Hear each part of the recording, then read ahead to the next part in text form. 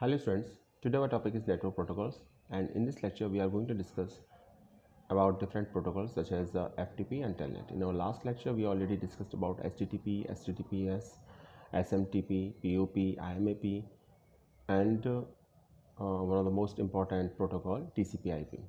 So this is the last lecture regarding to network protocols. In this lecture our main focus is to discuss about FTP and Telnet. So let's start. तो students एक बार बात कर लेते हैं फिर से HTTP और HTTPS के बारे में, उसके बाद हम आगे समझेंगे FTP और टेलनेट प्रोटोकॉल के बारे में। और बहुत इंपॉर्टेंट टॉपिक है प्रोटोकॉल्स, हम ऑलरेडी 2 डेज़ इसको डिस्कस कर चुके हैं।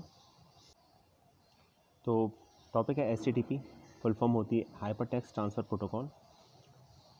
ऑब्वियसली एक प्रोटोकॉल है, और प्रोटोकॉल को हम जानते हैं कि set of rules and standards को ही प्रोटोकॉल्स बोला जाता है। So HTTP offers set of rules and standards which governs how any information can be transmitted on the World Wide Web. तो HTTP ये डिसाइड करती है कोई भी इन्फॉर्मेशन वर्ल्ड वाइड वेब पर किस तरीके से ट्रांसफ़र होगी। HTTP provides standard web rules for web browser and servers to communicate, और बेसिकली ये वो रूल्स प्रोवाइड कराती है जिसके थ्रू वेब ब्राउज़र जैसे गूगल क्रोम, मोज़िला फायरफॉक्स, ये सब सॉफ्टवेयर होते हैं वेब ब्राउज़र कैटेगरी में आते हैं। ये और सर्वर आपस में कैसे कम्युनिकेट करेंगे, यानी कि क्लाइंट कंप्यूटर में जो हमारा वेब ब्राउज़र है उसके थ्रू हम कैसे सर्वर से कनेक्ट करके डेटा ट्रांसफ़र कर सकते हैं या होता है, वो बेसिकली HTTP का वर्क है।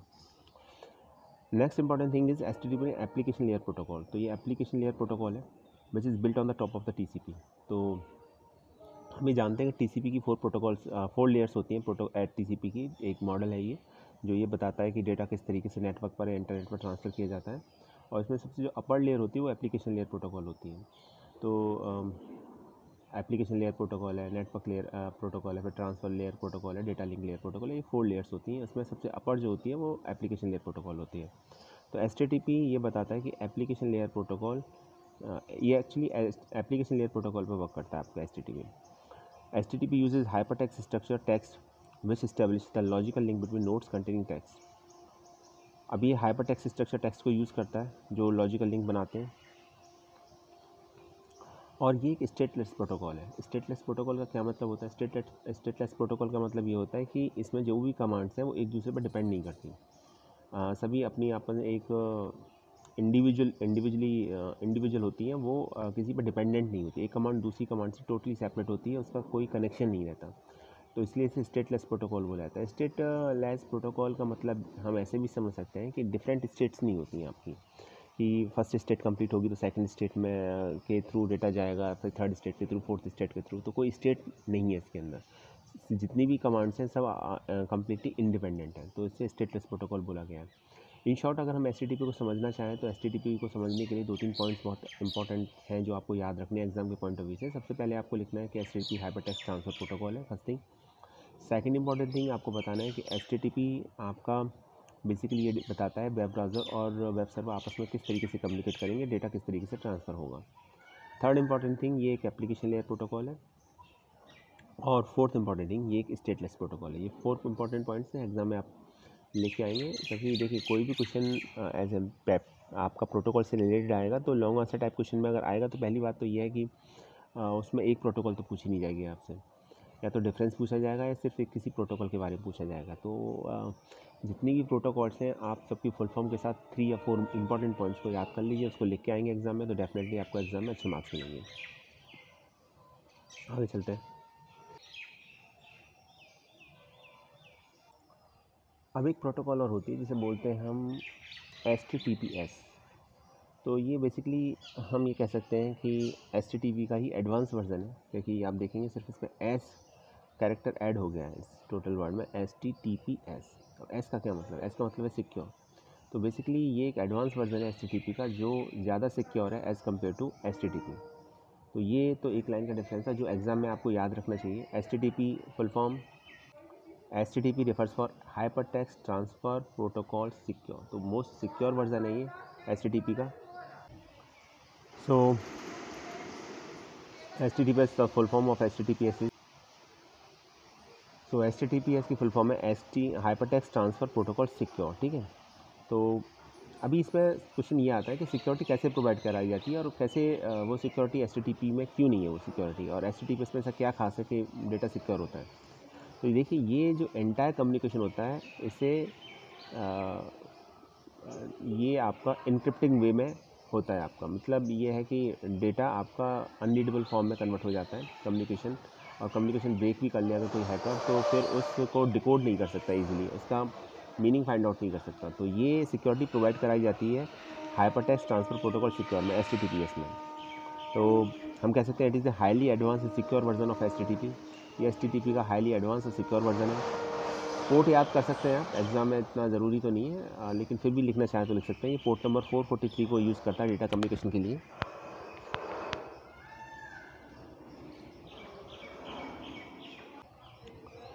देखिए वही पॉइंट में most important point, it allows to secure transaction by encrypting the entire communication with SSL। अभी SSL क्या है? Secure socket layer, full form में इसकी ये एक प्रोटोकॉल है, और हम ऐसे कह सकते हैं कि HTTPS बेसिकली 2 प्रोटोकॉल्स का कॉम्बिनेशन है, एक है HTTP और दूसरा SSL। तो SSL का जो S है, फर्स्ट S है secure socket layer, full form में इसकी, तो सिक्योर को ऐड कर दिया गया HTTP में। तो basically it is a combination of 2 protocols HTTP and SSL। तो इन दोनों को मिला के ये आपका HTTPS बनता है। तो इसके अंदर सिक्योरिटी प्रोवाइड कराई जाती है, और ये इंटायर कम्युनिकेशन को इनक्रिप्टिंग वे में कन्वर्ट कर देता है, आपका इनक्रिप्टिंग वे में हैंडल करता है ये आपको। तो उससे क्या होता है कि डेटा की सिक्योरिटी बनी रहती है, और डेटा आपका हैक होने के चांसेस कम हो जाते हैं इसमें काफ़ी। So it is a combination of, next point देखिए, SSL and TLS protocol and HTTP। It provides encrypted and secure identification of a network server. तो ये आपका SSL और HTTP का कॉम्बिनेशन है, ठीक है। और ये क्या करता है, ये encrypted and secure identification provide कराता है नेटवर्क सर्वर के लिए। एक बार इनक्रिप्टेड और सिक्योरिटी आइडेंटिफिकेशन नेटवर्क सर्वर के लिए प्रोवाइड करा दिया गया है, तो नेटवर्क ऑब्वियसली फिर ये सिक्योरिटी इसकी और ज़्यादा इन्हेंस हो जाती है एज़ कम्पेयर टू HTTP, जो फैसिलिटी HTTP में नहीं थी। HTTP also allows you to create a secured encrypted connection between the server and the browser, और इसके साथ ही एक सिक्योर कनेक्शन भी प्रोवाइड कराता है वेब सर्वर और ब्राउज़र के बीच में। तो कनेक्शन भी सिक्योर रहता है और साथ साथ डेटा भी सिक्योर रहता है। So it offers the bi directional security of the data. ये बाई डायरेक्शनल सिक्योरिटी डेटा की प्रोवाइड कराता है। It means data web browser से क्लाइंट, वेब ब्राउज़र से सर्वर को ट्रांसफ़र हो या सर्वर से वेब ब्राउज़र को, दोनों ही साइड में डेटा आपका सिक्योर रहता है। तो बाई डायरेक्शन सिक्योरिटी प्रोवाइड कराता है। This helps you to protect potentially sensitive information from being stolen. तो इस सेंसिटिव इन्फॉर्मेशन जो भी होती है, उस सेंसिटिव इन्फॉर्मेशन को ये चोरी होने से बचाता है एक तरीके से। अब देखिए सेंसिटिव इन्फॉर्मेशन क्या है, और ऐसी कौन सी इन्फॉर्मेशन जिसे हम प्रोटेक्ट करना चाहते हैं। जनरली तो हम तो ये बिल्कुल नहीं चाहेंगे किसी भी तरह की इन्फॉर्मेशन लीक हो, लेकिन देखिए कुछ इन्फॉर्मेशन जैसे ब्लॉग्स हैं जब लिखे जाते हैं, या फिर और एक डेटा है, सिंपल डेटा है, तो वहाँ उतना सिक्योरिटी कोई मैटर नहीं करती। लेकिन जैसे बैंक की डिटेल्स है, यूज़र नेम है, पासवर्ड है, ID है, ठीक है, पिन नंबर है, तो ये आप नहीं चाहते कि ये किसी भी तरीके से किसी और पर्सन को पता चले। तो वहाँ पर फिर ज़रूरत रहती है HTTPS की, क्योंकि डेटा जब भी ट्रांसफ़र हो तो फुली हम कह सकते हैं सिक्योर वे में ट्रांसफ़र हो। तो वहाँ फिर HTTPS प्रोटोकॉल यूज़ होती है। इसलिए आपने ज़्यादातर देखा होगा कि जितनी बैंकिंग वेबसाइट्स हैं सब HTTP से स्टार्ट ही होती हैं आपकी, आपने देखा होगा। तो ऐसा इसलिए रहता है क्योंकि वो सिक्योरिटी प्रोवाइड कराती है आपके डेटा को, क्योंकि फाइनेंशियल ट्रांजैक्शन में बहुत ज़रूरी है कि डेटा सिक्योर रहे। अगर फाइनेंशियल ट्रांजैक्शन का डेटा अगर सिक्योर नहीं रहेगा तो आपकी बैंक की डिटेल्स, आपकी पर्सनल डिटेल्स लीक हो सकती है वहाँ से। तो फिर वहाँ HTTPS यूज़ किया जाता है इन प्लेस ऑफ HTTP। तो अब हम यहाँ पर एक कंक्लूज़न निकाल सकते हैं, और कंक्लूज़न ये है कि HTTP और HTTPS दोनों ही बेसिकली सेम पर्पज़ के लिए यूज़ होती हैं। बस ये है कि HTTPS सिक्योर वर्जन है या एडवांस वर्जन है HTTP का, जहाँ सिक्योरिटी प्रोवाइड कराई जाती है, क्योंकि HTTPS आपका 2 प्रोटोकॉल से मिलकर बनता है, एक है HTTP और दूसरा है SSL।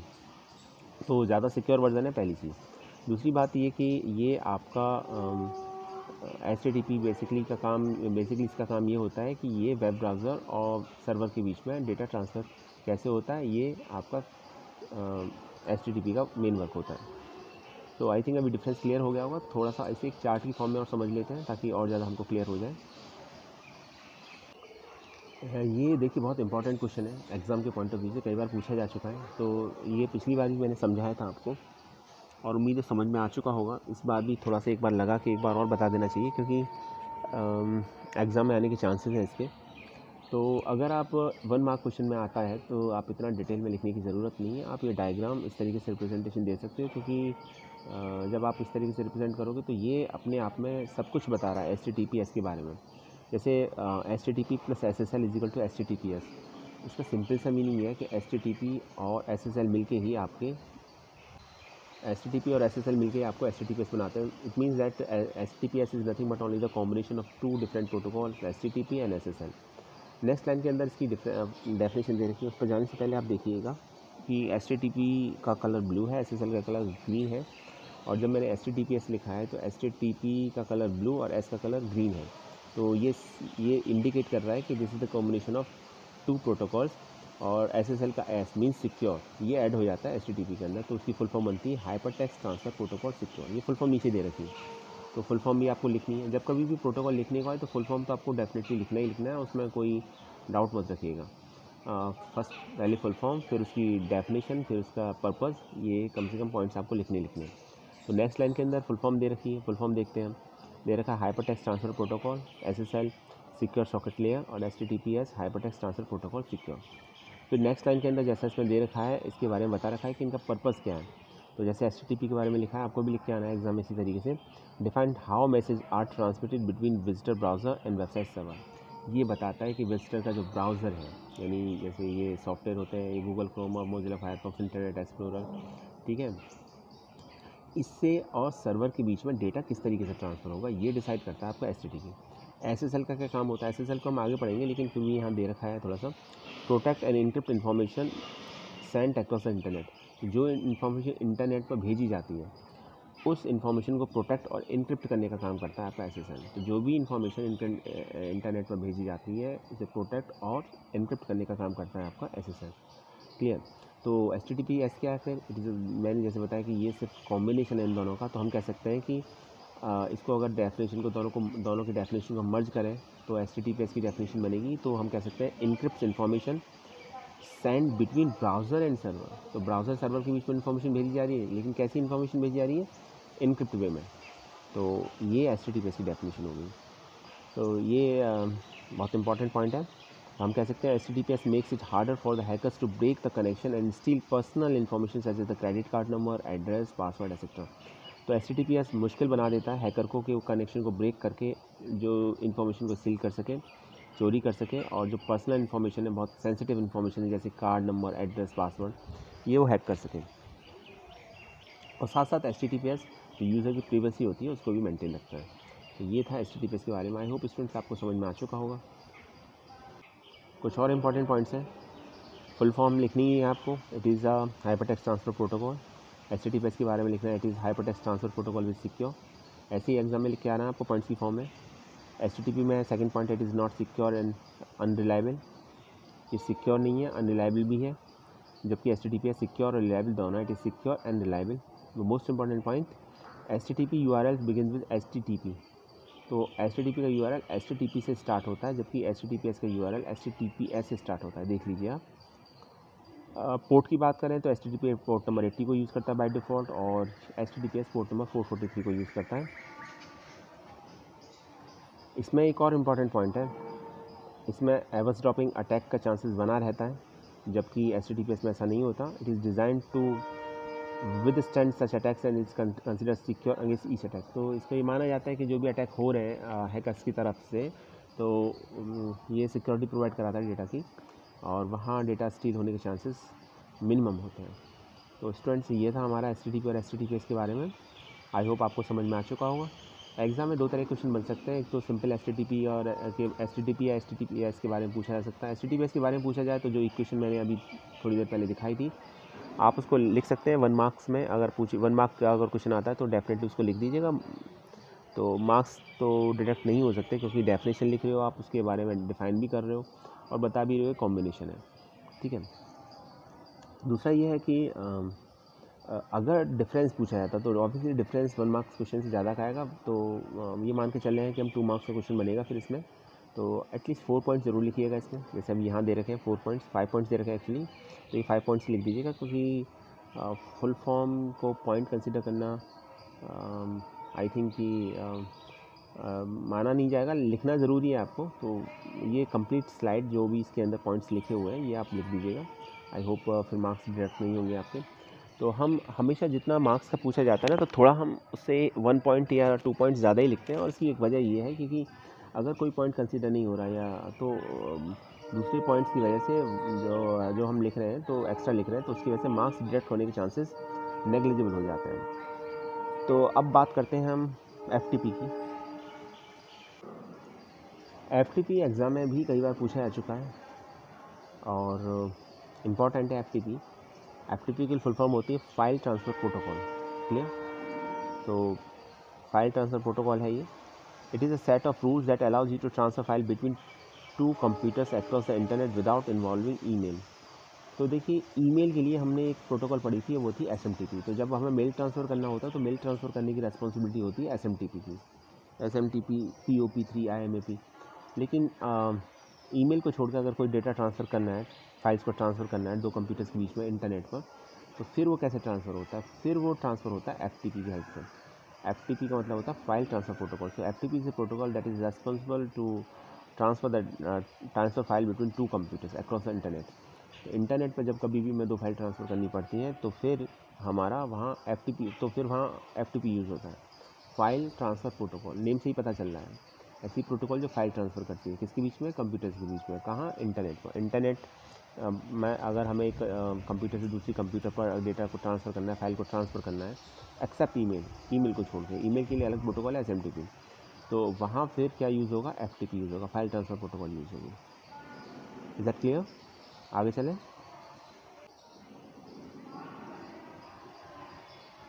देखिए, कुछ पॉइंट्स और दे रखे हैं। Short for file transfer protocol, the protocols for exchanging files over the internet.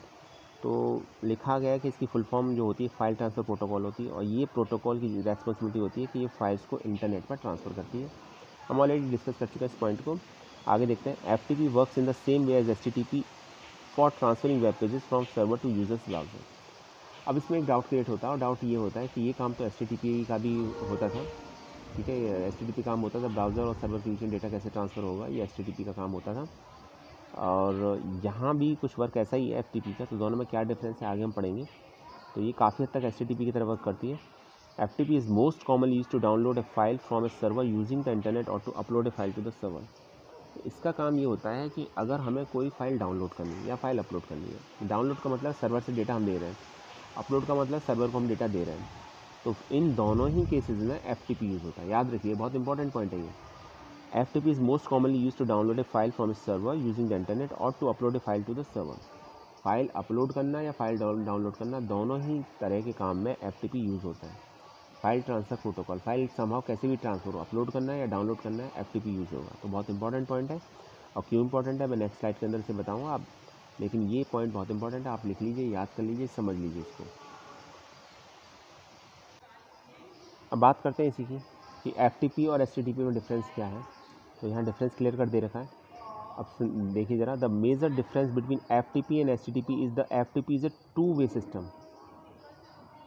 FTP and HTTP is two way system. तो FTP टू वे सिस्टम है, ये ध्यान रखना है। FTP can be use to copy और move files from a server to a client.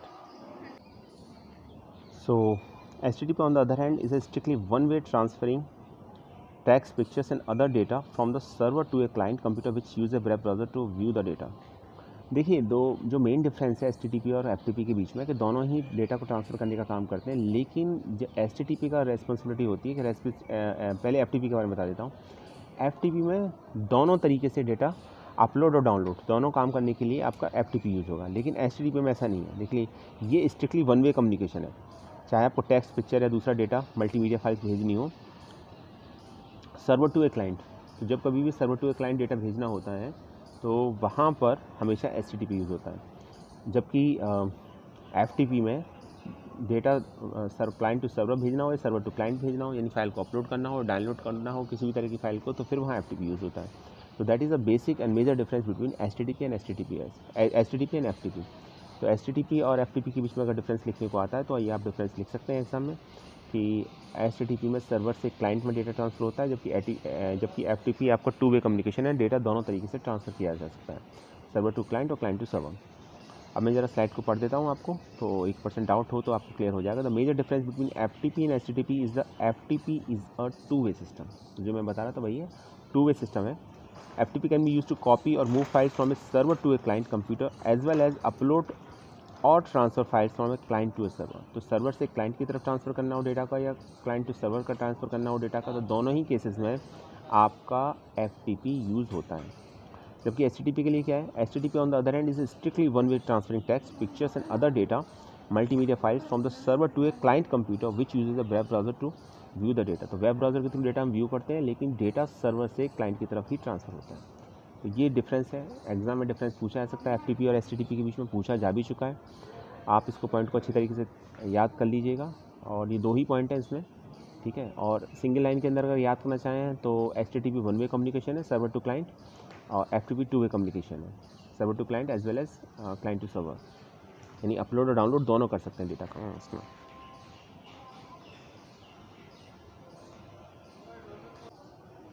एक protocol और अक्सर एग्जाम में पूछी जा चुकी है, और कई बार पूछी जा चुकी है, so many number of times it is asked in your board examination, that is telnet. और मुझे भी समझ में नहीं आता कि ये इतना बार क्यों टेलनेट पूछी जा चुकी है, और भी प्रोटोकॉल्स हैं, तो ये तो हमेशा पूछी जाती है। देखिए, एग्जाम में कोई प्रोटोकॉल आएगी तो कोई एक प्रोटोकॉल नहीं आएगी, आप बार बार सोचते होंगे सर ये भी बताते हैं, ये भी एग्जाम में पूछी जा चुकी है, ये भी।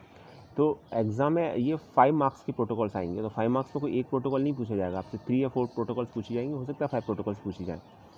तो इसमें से टेलनेट बहुत इंपॉर्टेंट है, जो इंडिविजुअली पूछी जा सकती है, और प्रोटोकॉल्स अलग तरीके से पूछी जा सकती हैं, जैसे डिफरेंस पूछा जा सकता है। मान लीजिए अगर डिफरेंस आता है HTTP और HTTPS में, या HTTP और FTP में, तो फिर वहाँ आपको डिफरेंस लिखना पड़ेगा। उस केस में आपको दोनों प्रोटोकॉल्स को ये बताना पड़ेगा कि दोनों प्रोटोकॉल किस तरीके से काम करती हैं, दोनों में वर्किंग में क्या डिफरेंस है।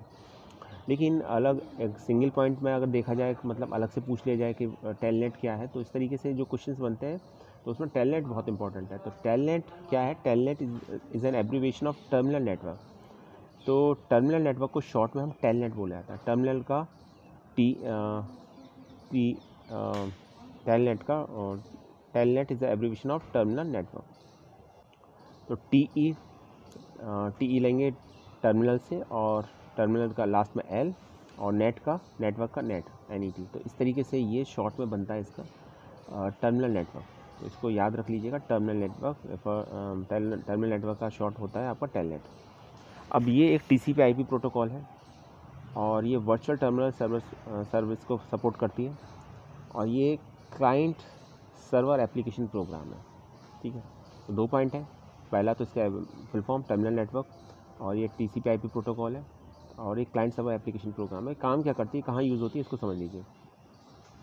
देखिए, when the connection is established between local and remote computer during telnet operation, whatever that is performing on the remote computer will be displayed by local computer. Second point, telnet operates on client server principles. Local computer uses telnet client program and the remote computer uses telnet server program. तो बहुत ही important point लिखे हैं telnet के बारे में। यहाँ पहले मैं इसको एक्सप्लेन कर देता हूँ कि इसका क्या मतलब है। टेलनेट की फुल फॉर्म आपको पता चलेगी, टर्मिनल नेटवर्क। देखिए यहाँ पर क्लियर लिखा हुआ है, TEL को बोल्ड में लिखा गया है, नेट का NET बोल्ड में लिखा गया है, तो इस तरीके से याद कर लीजिएगा, टर्मिनल नेटवर्क। तो ये बेसिकली क्या काम करता है, एक पहले तो एक कनेक्शन इस्टेब्लिश होता है किस के बीच में, एक लोकल कंप्यूटर और एक रिमोट कंप्यूटर। तो हम इसको ऐसे कह सकते हैं कि एक सिंगल लाइन में ये एक रिमोट लॉगिन प्रोटोकॉल है। ऐसी प्रोटोकॉल है, रिमोट लॉगिन प्रोटोकॉल, और कई बार आ भी चुका है। आप अगर एक सिंगल लाइन भी लिखते हैं एग्जाम में कि telnet is a remote login protocol, तो भी आपको इसके अच्छे मार्क्स मिलेंगे फुल फॉर्म लिखने के बाद। तो ये लाइन याद रखिएगा, रिमोट लॉगिन प्रोटोकॉल है ये। अब इसमें होता क्या है, इसमें ये होता है कि एक कंप्यूटर है आपका लोकल कंप्यूटर, और एक है आपका रिमोट कंप्यूटर। तो टेलनेट ऑपरेशन में जो भी कुछ रिमोट कंप्यूटर पर परफॉर्म हो रहा है, आप उसे अपने लोकल कंप्यूटर पर देख सकते हैं कि उस रिमोट कंप्यूटर पर क्या चल रहा है। तो रिमोट कंप्यूटर लोकल कंप्यूटर के बीच में डेटा ट्रांसफ़र करने का काम जो होता है वो टेलनेट का होता है। रिमोट कंप्यूटर की सभी एक्टिविटीज़ को हम लोकल कंप्यूटर पर मॉनिटर कर सकते हैं, ये मेन टास्क होता है टेलनेट का। तो इसलिए क्लाइंट सर्वर प्रोग्राम पर वर्क करता है। और ये होता कैसे, इसके लिए होगा ये कि क्लाइंट प्रोग्राम आपका रिमोट कंप्यूटर पर इंस्टॉल होना चाहिए, और जब तक वो इंस्टॉल नहीं होगा तब तक आप डेटा को विजुलाइज नहीं कर सकते, लोकल कंप्यूटर पर देख नहीं सकते तब तक आप।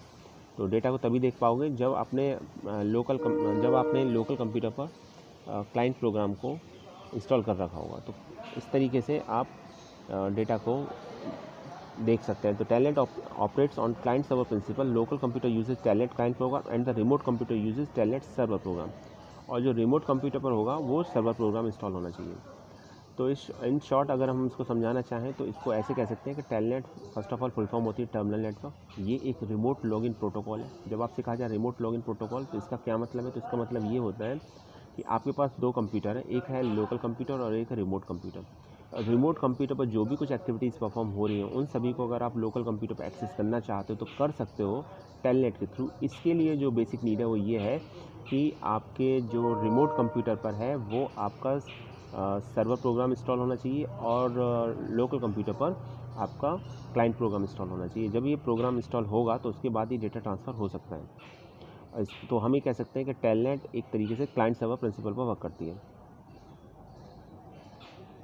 लोकल कंप्यूटर पर क्लाइंट प्रोग्राम इंस्टॉल होगा और रिमोट कंप्यूटर पर टेलनेट सर्वर प्रोग्राम इंस्टॉल होगा। तो that is the main point of telnet. तो ये मेन पॉइंट्स हैं। आई थिंक इससे ज़्यादा आएगा भी नहीं एग्जाम में, तो ये 2-3 पॉइंट्स याद रख लीजिएगा डेफिनेटली। आगे चलते हैं, बात करते हैं SSH प्रोटोकॉल की।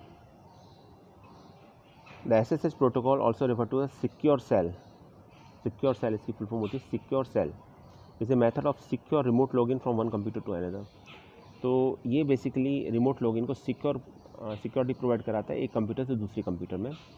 It provides several alternative option for storing authentication and it protects the communication security integrated with storing encryption. तो सिक्योरिटी प्रोवाइड कैसे कराएगा? इंक्रिप्शन के थ्रू, ठीक है। और ऑथेंटिकेशन प्रोवाइड कराता है, स्ट्रॉन्ग ऑथेंटिकेशन। तभी आप पता लगाएंगे कि डेटा ट्रांसफ़र जो कर रहा है वो पर्सन या यूज़र ऑथेंटिकेट है या नहीं। So it is a secure alternative to the non-protected login protocol such as Telnet और R-Login। तो देखिए ये भी रिमोट लॉगिन प्रोटोकॉल है और टेलनेट भी रिमोट लॉगिन प्रोटोकॉल थी, लेकिन टेलनेट में डेटा की सिक्योरिटी नहीं थी, ठीक है, ऑथेंटिकेशन का प्रोविज़न नहीं था। तो SSH ये सिक्योरिटी प्रोवाइड कराती है। तो ये भी रिमोट लॉगिन प्रोटोकॉल है लेकिन ये सिक्योरिटी प्रोवाइड कराती है। तो एग्ज़ाम में याद रखिएगा, कभी कभी मैंने ऐसा देखा है कि मल्टीपल चॉइस क्वेश्चन पूछे जाते हैं, which one of these is a remote login protocol. तो उसमें टेलनेट भी अगर ऑप्शन है तो टेलनेट होगा ही होगा। SSH है तो वो भी होगा आपका, और दे रखा है बोथ दे रखा है ऑप्शन तो वो भी सेलेक्ट कर लीजिएगा आप, ठीक है। तो इस तरीके से तो ये इसमें डेटा ट्रांसफ़र होता है और ये आपका टेलनेट से कुछ इस तरीके से अलग है कि इसके अंदर डेटा एक कंप्यूटर से जब दूसरे कंप्यूटर पर ट्रांसफ़र होता है रिमोट लॉगिन के थ्रू, तो फिर डेटा को सिक्योरिटी प्रोवाइड कराई जाती है इसके अंदर ऑथेंटिकेशन के थ्रू और स्ट्रॉन्ग इंक्रिप्शन के थ्रू। तो ये प्रोटोकॉल है SSH, फुल फॉर्म है सिक्योर सेल। याद रखिए सिक्योर सेल को शॉर्ट में बोला जाता है SSH। आई थिंक क्लियर हो गया होगा। तो स्टूडेंट्स ये थी हमारी डिफरेंट प्रोटोकॉल्स जो हमने स्टडी किया है। SSL मैं ऑलरेडी HTTPS के साथ बता चुका था तो अलग से बताने की ज़रूरत नहीं है। आप SSL की वहाँ जो डेफिनेशन दे रखी है उसको लिख दीजिएगा। Secure socket layer full form है इसकी, और बेसिकली ये कम्युनिकेशन को सिक्योरिटी प्रोवाइड कराती है, डेटा को प्रोटेक्ट करती है आपकी SSL। तो ये डिफरेंट प्रोटोकॉल्स हैं, ये सभी प्रोटोकॉल एग्ज़ाम में पूछी जा सकती हैं आपसे। 3 से 5 प्रोटोकॉल्स तक पूछी जा सकती हैं एग्ज़ाम में, याद रखिएगा।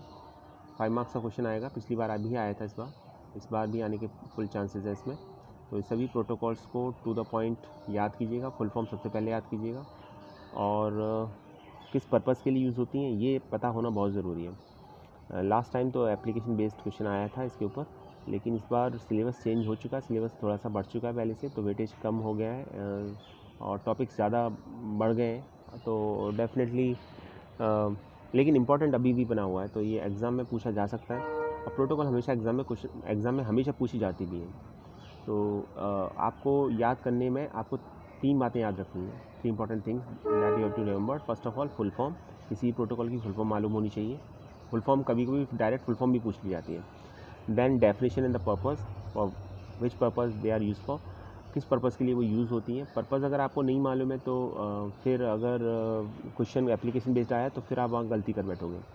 और थर्ड है डिफरेंस लिखने का आता। तो डिफरेंस कोशिश कीजिएगा टेबलर फॉर्म में लिखने की। तो डिफरेंस ही पूछे जा सकते हैं, जैसे HTTP और HTTPS के बीच में डिफरेंस पूछा जा सकता है, FTP और HTTP के बीच में डिफरेंस पूछा जा सकता है, ठीक है। इस तरीके से डिफरेंस पूछे जा सकता है इसमें। तो SMTP और POP3 के बीच में डिफरेंस पूछा जा सकता है, POP3 और IMAP के बीच में डिफरेंस पूछा जा सकता है। तो ये सभी डिफरेंस है तो पूछे जा सकते हैं इस तरीके से। 3 टाइप्स के क्वेश्चन बनते हैं। तो आज की क्लास के लिए इतना ही। प्रोटोकॉल कंप्लीट हो चुका है। नेक्स्ट वीडियो में हम लेंगे कुछ और इंपॉर्टेंट क्वेश्चन के साथ। Thanks for watching this video.